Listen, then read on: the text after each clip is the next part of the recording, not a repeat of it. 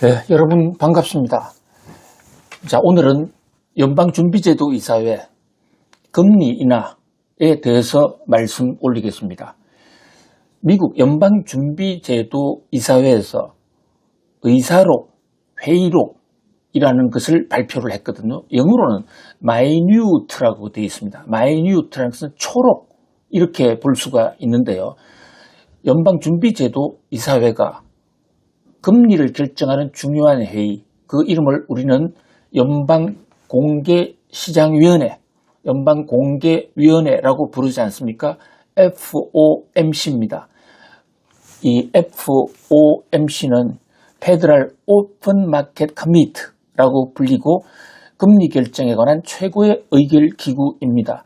여기서 18명의 연준위원들이 서로가 토론한 끝에 합의를 하고 합의가 안 되면 다수결로 표결을 해서 금리를 올릴 것인지 금리 동결, 금리 인하 또는 금리 인상의 중대 결정을 합니다. 금리 인상 인하만 하는 게 아니고요. 연방준비제도, 미국의 중앙은행이라는 연방준비제도 이사회의 중대 결정은 모두 FOMC를 통과해야 됩니다. 감독 규정이라든지 통화량이라든지 또는 대출 규제 정책 이런 것도 모두 연방준비제도 이사회를 통과해야 된다. 그런 면에서 미국 중앙은행이라는 큰 기구, 이것을 연방준비제도 이사회 연준이라고 하는데요. 연준의 머리 부분에 해당하는 의사결정을 하니까요. 생각해서. 그래서 FOMC가 연준의 머리다. 이렇게 보는 것이죠. 그 다음에 그러면 연준의 손과 발은 뭐냐?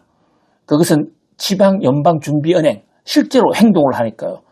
자, 몸통은 연방준비제도 이사회라는 페드 조직, 우리나라처럼 소공동에 있는 한국은행처럼 미국 워싱턴 한복판에 있는 연방준비제도 이사회의 하나의 기구를 몸통이라고 이렇게 부를 수가 있습니다.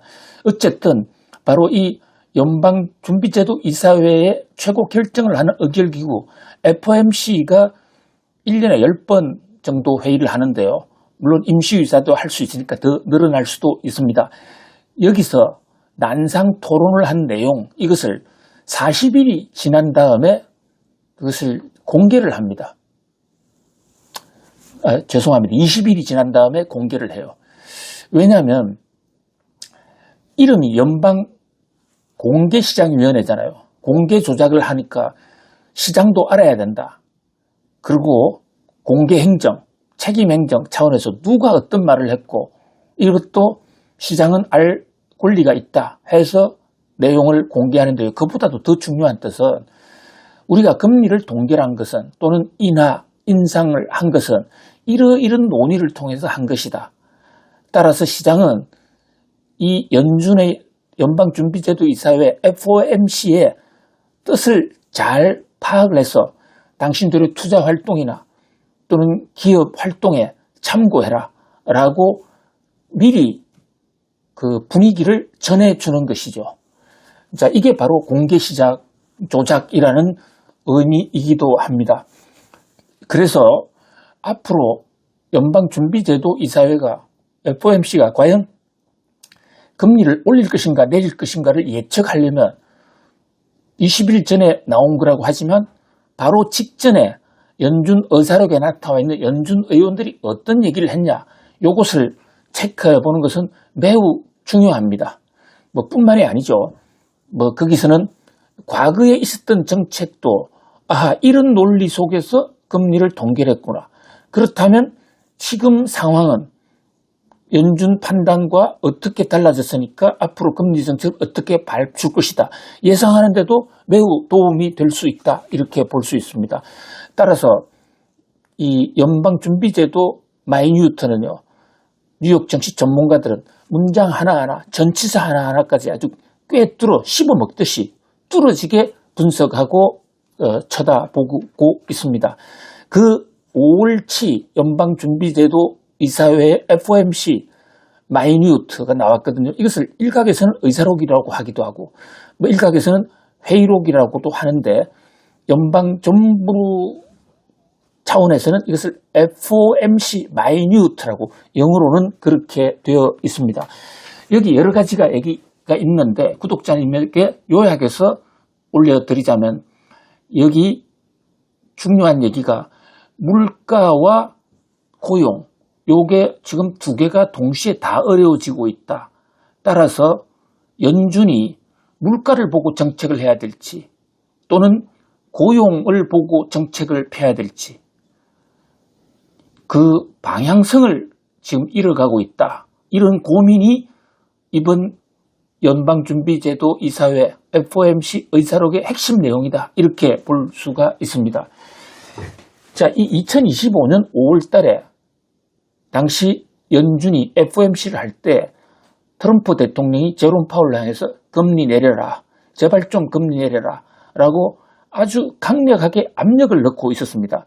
그런 만큼 대통령의 압력을 받고 있던 연준 위원들로서도 발언하는데 굉장히 어려웠을 것입니다. 그럼에도 불구하고 대통령의 말을 안 듣겠다는 그런 류의 내용의 발언들이 연방준비제도 FOMC 위원들 간의 주류를 이루었다 이렇게 볼 수가 있습니다.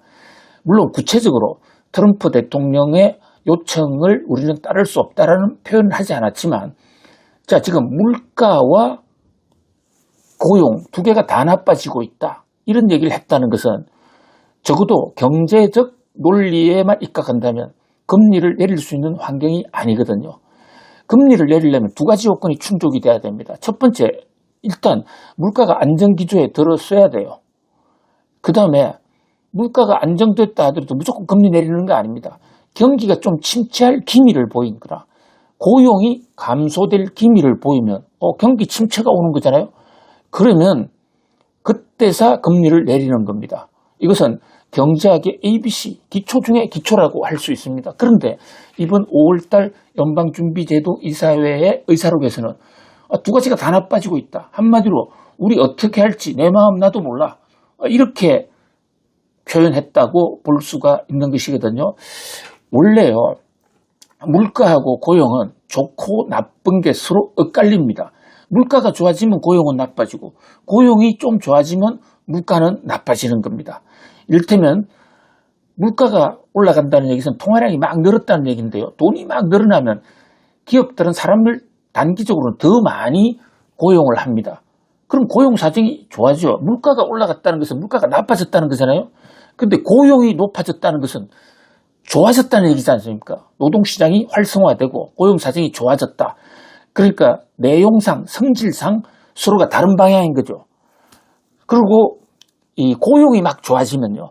이제 고용이 나빠지면 그러니까 일자리가 줄어들고 이러면 물가도 떨어집니다. 이 얘기는 뭐냐면 고용이 나빠지면 물가는 좋아지는 것이죠. 물가가 떨어진다는 것은.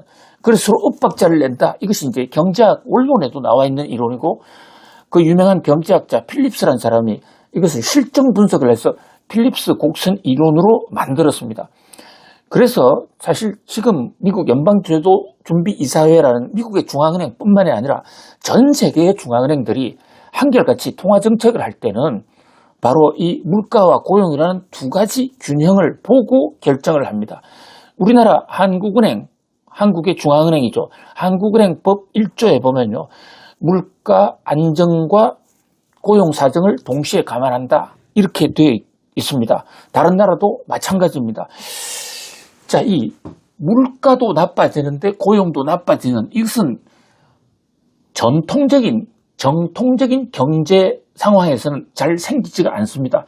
실제로 인류 역사 5,000년을 놓고 봐도 과거의 경제사, 물론 과거 그대로 가면 자료가 없어서 분석에 좀 한계가 있습니다만 분석 가능한 인류 역사의 경제사를 놓고 볼 때 두 가지가 동시에 나빠지는 물가도 안 좋아지고 고용도 안 좋아지는 이런 시대는 적어도 1970년대 초반까지는 없었습니다. 물가가 나빠지면 물가가 막 폭등해서 난리가 나면 그때는 고용은 좋았습니다. 고용이 좋으면 물가가 폭등해요. 물가가 나빠진다는 얘기죠. 반대로 고용이 침체하고 이러면 물가가 서서히 떨어져서 물가가 안정돼요. 그런 어떤 서로 역의 반비례 상관관계가 있다. 이것이 경제학 정통 이론인데 이게 70년대에 와서 미국에서부터 이상한 현상이 나타난 것입니다. 고용이 나빠지는데 물가도 나빠지는, 두 가지가 동시에 나빠지는 그런 어떤 발작 현상이 일어나고, 이것을 이제 경제학자들은 용어가 마땅하게 없었던 거예요. 그 전에 물가가 오르는 것을 인플레이션이라고 그랬거든요. 그리고 경기가 침체하는 것을 스태그네이션이라고 그랬습니다. 물가가 떨어지는 것을 디플레이션이라고 그랬습니다. 그런데 이것은 스태그네이션하고 인플레이가 같이 왔잖아요. 경기 불황 및 침체와 물가의 폭등이 같이 왔다. 이러니까 아예 경제학자들이 이때 이 두 가지 단어, 스태그네이션의 앞부분 스태그를 떼내고 인플레이션의 플레이션 뒷부분을 떼서 스태그플레이션이라는 말을 만들었던 겁니다. 스태그플레이션이 오면 연방준비제도 이사회 또는 중앙은행은 어떻게 해야 되느냐? 한마디로 할 수단이 없습니다. 왜냐하면요, 지금 경기가 침체하니까 그러면 금리를 낮춰서 금리를 끌어올릴 수 있지 않습니까? 그런데 그렇게 되면 금리를 낮추는 순간 물가가 튀어버려요. 그럼 물가라는 토끼가 날아가 버리는 겁니다. 그럼 물가가 폭등이 되면 물가를 잡기 위해서는 어떻게 하면 됩니까? 다시 금리 올려야 되거든요. 그럼 다시 금리 올리면 경기는 침체하고 고용 사정이 나빠지는 거죠. 그러니까 한마디로 선택의 수단이 없어집니다. 연방준비은행이나 중앙은행 입장으로서는 그야말로 가장 황당한 상황이죠.